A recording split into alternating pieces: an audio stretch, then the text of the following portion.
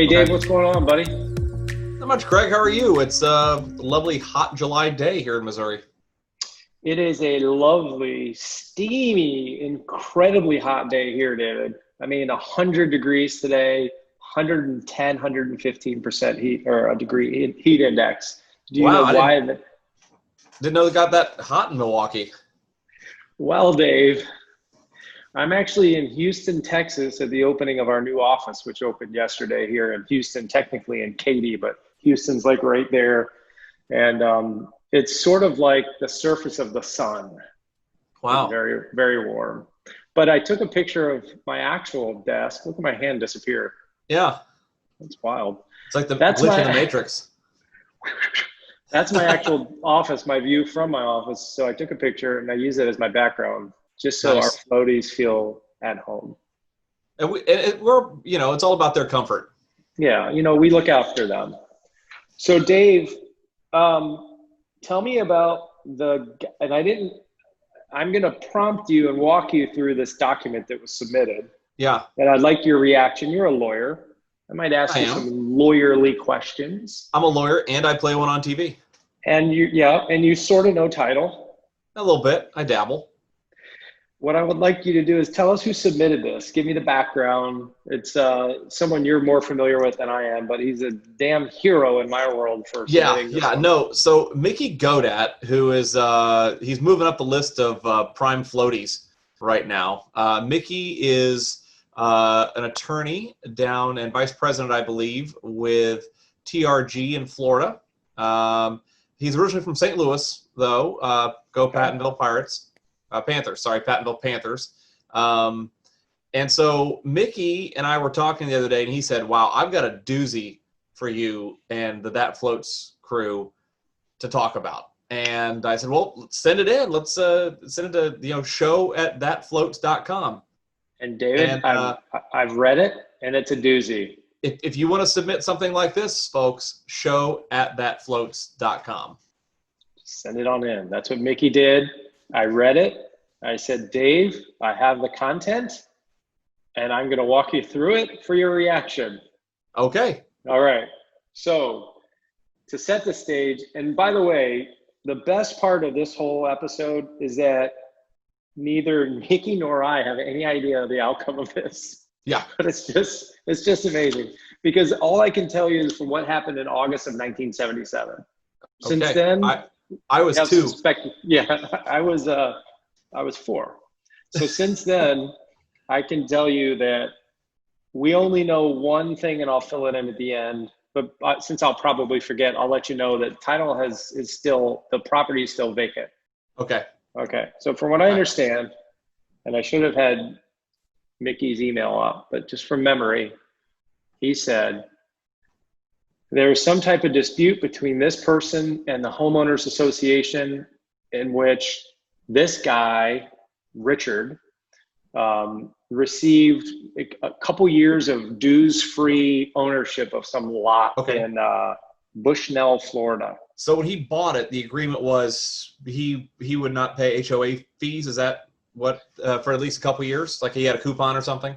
I believe so. I'm going by memory from Mickey's email. That's not even the fun part, but from what I remember is that he was, and it's caused a whirlwind of people upset at this, and the HOA upset at this. And if I had to try to put this together in my own mind, I'm thinking this guy probably got fed up and said, all right, well, I hate you all already. So Craig, I don't know about you, but I am shocked and baffled that an HOA would act anyway irrationally or arbitrary and capricious in nature. It just shocks the conscience of the court that an HOA would be crazy. Dave is a former president of the Princeton Heights Homeowners Association. No joke.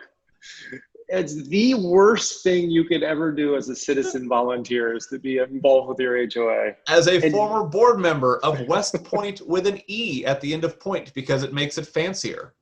Yes, and even though now my new subdivision, The Pines, because you put "the" in for something, it's much fancier. There's no way. They ask me every year. I'm like, nope, no way. So I'm guessing this guy. I think there must have been some hard feelings because he got some great deal. So he up and left because the property is still vacant, and because he recorded this deed. And let me just ask you from your perspective, and all the floaties know this, but just to set the stage, if I deeded you property, David, just without you knowing it, if I deeded the vacant land next to my house to you and put your name in the chain of title, the easiest way to fix that would be, I'm guessing, for you just to say, you know, Craig lost his mind, had too many bourbons, and deeded it to me. Here, I'm going to deed it right back, or I'll correct this. Yeah. I'll deed. So you, as the unknown grantee, could just quit claim or transfer it back and just say, nope, I didn't intend to take this to help clear title. I'm giving it back. Is that about right? Exactly. So the question on this deed that Mickey sent in is, what happens if the David in this scenario doesn't give it back, or that can't give it back? How long into the future, 2020, will this property still sit there vacant and encumbered by a mess? That's kind of where I think we're going. Okay. And I don't know the outcome. I just know that if you're watching this in Bushnell, Florida, and you know the rest of the story, or if Mickey can do the rest of his homework, we can do another episode. But let me read you this deed, David. This I better buckle up here. This sounds like quite the thrill ride. Buckle up. Okay, so August 10th, 1977, Richard deeds the property. Richard is the grantor. Okay. And the following 17 classes of persons or legal entities are the grantee. Okay. So David, how many people did I tell you are going to be an unknown grantee? And I don't believe any of these people. 17. You said 17 classes of person or entities. Yes. So, and I don't know if any of these people knew they were getting it. Already, just the way you're setting this up, I'm very intrigued. But you would agree that no fewer than 17 people are involved. Oh, at a minimum, yes. Okay. All right. So let me tell you the first of the 17 classes of people or entities that Mr. Hagan deeded this property to in 1977. Okay. And you tell me, we'll go through each class and you tell me how to get that class to say, no, that was a mistake. I don't want to give it back. All right. Number one, the first class of grantees on this deed was each individual confined as an inmate at the Sumter Correctional Institution in Bushnell, Florida on the day of August 9th, 1977. Wow. True or false? More than 17 people already? I'd say more than 17 at that point. And it's based on a specific date. So yes. He was smart because he defined that class, because it would have to be all the inmates that were confined there on that date. And so it would be a defined class. It wouldn't be an open field at that point. It would not violate the rule against perpetuities. Okay. So would you say the way to figure this out, if we were stopping right here, is get a log of all the inmates from August 9th, 1977, start tracing them down one at a time and have them deed the property so far back. You have to get, if you want to quiet title or get a deed, or for anything, foreclose on this. If you're the HOA and you want to foreclose based on lack of dues payments, you got to send notice to every one of those inmates that was incarcerated at the Sumter Correctional Institution in Bushnell, Florida. Sumter on August 9th, 1977. That's correct. Not so fast, my friend. Okay. That might be hundreds of people. I don't know how big this correctional institution in Sumter is. It could be 50. It could be 500. Who knows? But at least 17. I'm going to say 18. Okay. 100. All right, number two. Ready? Okay.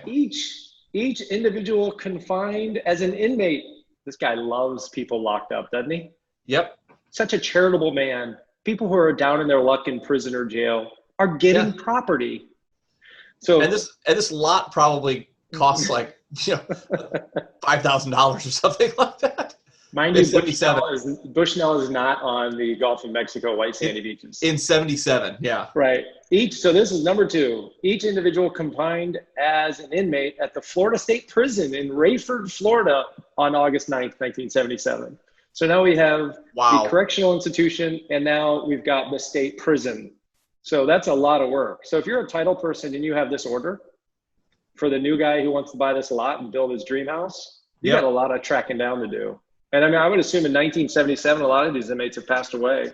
So you probably have to find some errors. Oh, yeah, you got errors. Oh, by the way, while you were just telling me this, I did a quick Google search of Sumter Correctional Institution. Yeah. It has 1,639 capacity. Okay, so the number's getting up there. Yeah, we should keep a log on the side of the. Just get a little ticker tape going. Yeah, get your 10 key out. I'll see if I can work on that during the editing while I do that. There you go. All right, David. That's only 2 of the 17 classes, and we're already probably over 2,000 grantees who need to sign out of this thing. Okay. Unless we can trick an underwriter into just taking the risk. Sure, why not? Number 3, each individual confined as a patient at the Northeast Florida State Hospital in McClinney, Florida, and the G. Pierce Wood Memorial Hospital in Arcadia, Florida, only on August 9th, 1977. So there's a, I'm going to keep going. Wow. That's only 3 classes. Yeah. I don't know what type of hospitals those are. Right. But let's say the Northeast Florida State Hospital. Let's just say perchance that was a, back then they called them insane asylums, you know? A mental institution, let's say. So they won't have the capacity to deed out? Is that what you're saying? You'd have to open a conservatorship potentially, or probate. Yeah, or appoint a bunch of guardians. All of a sudden now, it's not just a signature, it's a court proceeding. Right. Super. Okay. This is good. This is easy. Yep. This is easy. Okay. And again, it's as of a certain date, so he has defined the class. Right. There is a specific class. I'm probably going to guess we're over 3,000 people by now. I think just the 2 prisons, you're over 3,000. I think you're probably up to 5 or 6. Okay, let's just say 5. Let's just say 5,000. Okay. It gets exciting on the next one. Okay. Person, entity, class number 4. Each individual who is a registered voter in Dixie County, Florida, as of August 9th, 1977. This guy's brilliant. I love him. Oh my God. He's really pissed at his HOA, and he got them good. He got them good. We had to rename the pod Richard Floats because this is awesome. Okay, so every registered voter of the county on that date. Yeah, so I mean, maybe we'll do some research to figure out the population 18 and older, and where is it? Last time I checked, you have offices in Florida, so you could probably just go over there and do this. I could probably do this. I won't, but I could do this. Number 5, the trustees and their successors in office of the Florida Sheriff's Boys Ranch and the Florida Sheriff's Girls Villa for the use and benefit equally of the Florida State Boys Ranch and Florida Sheriff's Girls Villa. See, this one he just got lazy because it's the trustees. I mean, there could be 5, there could be 20. Who knows? And he didn't specify a date and time either, so it's just a lot of trustees. He didn't. Well, because the trustees are going to be a defined class as well, too, because whoever the current trustees are would be able to sign out. So that one would actually be the easiest one we have so far. Okay. All right, let's see if it gets better. That was only number 5. Number 6 of 17, the Law Students Civil Rights Research Council in New York. Okay. So hopefully that's a nonprofit or something that's definable. Yeah, okay, all right. So, I don't know, 50, 100 maybe? So far, on its face, this deed is valid because every person or entity is definable. Correct. Okay, the next entity, the American Civil Liberties Union, Inc. Wow. Okay, so he's just the ACLU. Inc. So it's a corporation, so you'd have to have the shareholders board or something, or shareholders of the board. The board would have to. Yep. Okay. So that was fairly easy. Hey guys, Craig from Nightberry Title. Say, we're going to need you to deed back that piece of land in Bushnell, Florida you got in 1977. Yeah, and let's just assume that it was a 1/17th interest on this. You know, here's $20. Yeah, I mean, think of that though. If you had to divide a 1/17th interest for the 1,600 inmates in the Sumter, correctional facility. Ooh. Yes. Okay. All right. All right. So that was number 7. Number 8. You're gonna love this one. Okay. Each infant born in Dade County, Florida, on August 9th, 1977. What? Okay. By the way, Miami is Dade County, right? So yes, that's right. And why would it? Go ahead. Well, where this really throws it into a wrench is you'd have to open up a minor settlement or a conservatorship for all of these. because every infant, they wouldn't have the capacity to sign off on this. And you can't just go to the hospital and say, give me a list of everyone born on August 9th, 1977. They ask you what your interest is in this information. It's not a, some vital records aren't just public. You'd have to go to the county health department, because they should have a recording of every birth certificate from that day in local. But here's the thing, though. This is where it gets sticky, because what if they were born at home? Or what if they... It just says each infant born in Dade County, Florida, right? And like you have to make sure that I'm not as familiar with the Florida law if this would be a conservatorship, or you would have to open up a guardianship on each one of these and have the court then allow it, because this does not fall under the Uniform Transfers to Minors Act. Okay. My favorite part of this sentence: each infant born in Dade County, Florida, as opposed to each adult born in Dade County, Florida. Like Mork, So Mork from Mork and Mindy, I'm dating myself here. He would not be an infant being born. Just the infants that were born that day. No toddlers, no young Jonathan Winter, that also was born as a full-grown adult on Mork and Mindy show. Okay. All right, that's number 8. So we're almost halfway there. Number 9, each employee, part-time or full-time, of the U.S. Postal Service in the state of Florida on August 9th, 1977. Hey, wait. Except persons employed by that U.S. Postal Service in Sumter and Citrus counties, because F you to those counties. What did he have against Sumter? He likes it. So he likes the prisoners in Sumter, but he doesn't. Okay. So a big F you to the U.S. Postal Service employees in Sumter and Citrus, but all of the other ones in the state of Florida. I like it. He gave a shout out to the part-timers too. That's good. Yeah, he did. In parentheses, part-timers. Okay. Number 10, the Smithsonian Science Information Exchange, Inc. on M Street Northwest in Washington, D.C. That's an entity. Again, same. The board or the shareholders will figure that out. That shouldn't be too difficult. I'll get on that one, Dave. No, not too bad. Number 11, the heirs at law or beneficiaries named in a last will and testament of each individual who died in Duval County, Florida on August 9th, 1977. So you're now going to have to go into the probate law, the probate court, and get every will that was. That's right. Well, and here's a kicker too. They might not have that. I mean, you have usually a year to probate those. Yeah, and you have to find every heir and every beneficiary that died on that date. Right. So you have to search basically every will that was probated for the next year after that, just to determine whether or not they died on that date. Because and Duval County, Florida, is a decent sized county too. That's not bad. Yeah, this is really awesome. We're only till 11. Here's 12. Each, and this is in quotes, each guest residing in the Florida Masonic home in St. Petersburg, Florida on the same day. Huh. So hopefully they have a guest log, or we'll never be able to figure out who's entitled. Yep. Number 13, the IRS in Chamblee, Georgia. Okay. Number 14, I'm going to read it exactly as it's written. Okay. Warren Earl Berger and Thurgood Marshall as tenants in common in Washington, D.C.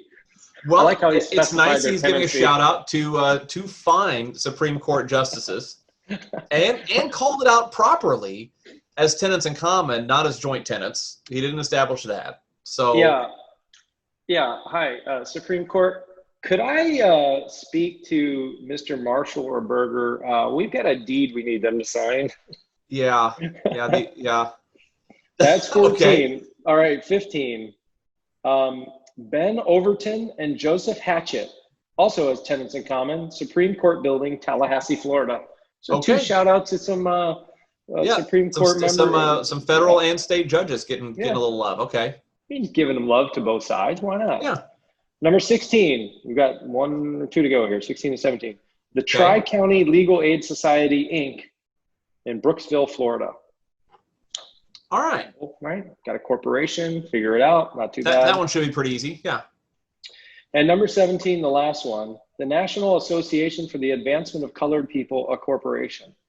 Okay, all right. So he finished off strong with a couple corporations. So those two are going to be the easy ones. Yep. Any entity like that should be pretty simple. But the people that were born, the people that died, the postal employees, the people that were a resident of the Masonic home, and this and that, that's going to be a lot of work. This guy really stuck it to this homeowners association, didn't he? You know, he really hates them, and this must be a very, I mean, you said it's vacant still. Oh, I'm not surprised because David, you gotta hear the legal description. Okay. I didn't read this until now. Lot 3, block 3. Fair enough. Yeah. Lot 3, block 3. Continental camper resorts. This is awesome. He's gonna park his RV. This is like Cousin Eddie. Shitter's full. Oh my God, this is great. Clark, don't get too attached to it. That's gonna come with me when I leave here.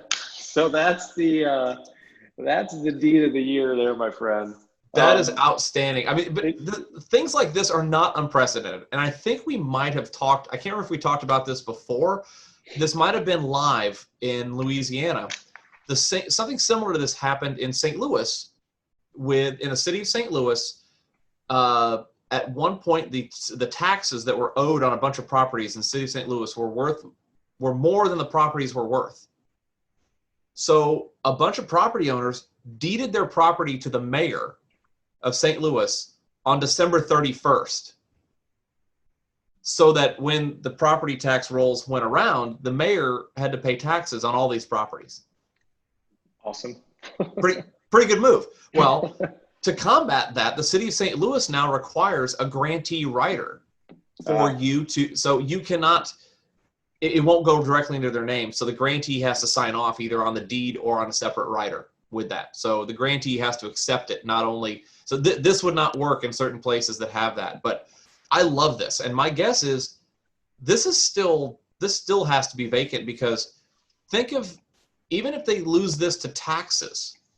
But how would you lose it to taxes? The sheriff's going to have to notice all these people in a tax sale. That's what I'm wondering. On a tax sale, that's what I was going to ask you. I mean, how Mickey in an email said that to his knowledge, he doesn't know the whole rest of the story, but he said the property's still vacant. Now, if it's an RV camper site or something, that makes sense. But boy, we might have to ask Mickey to do a little more research for us down there in Florida and get the rest of the story because this is I guarantee it's like a $5,000 lot or something like that. I mean, it's just not worth the time and effort to clean this thing up.